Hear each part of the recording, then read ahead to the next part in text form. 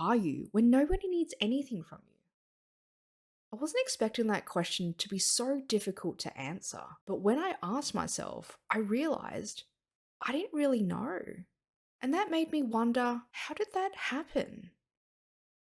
I don't think any of us wake up and decide to lose ourselves.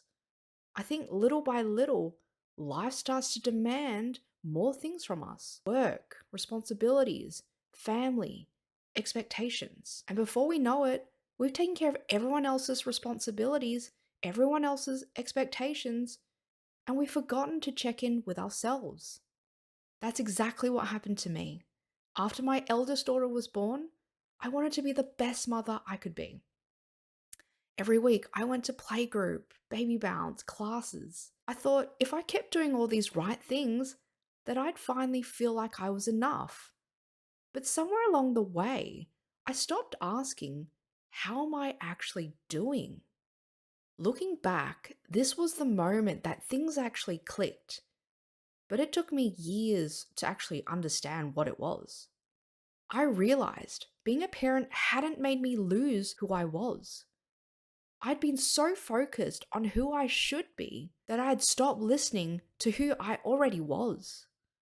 Maybe you've never had children, but maybe you've had seasons where life became about work, responsibilities, or other people's expectations. Until one day you realize you haven't listened to yourself in a very long time. Interestingly, research shows that when we go through major life change, our sense of self becomes less clear, which made me realize maybe there wasn't anything wrong with me. I had just stopped making space to notice my own desires. And maybe you've done the same. One afternoon, my husband said, "You used to love gardening. Why don't you go plant a few seeds?" At first, I thought I was just planting seeds. Looking back, I think I was planting a way back to myself.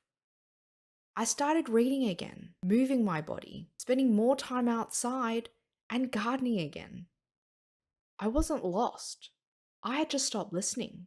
Because sometimes the quickest way back to ourselves isn't something new.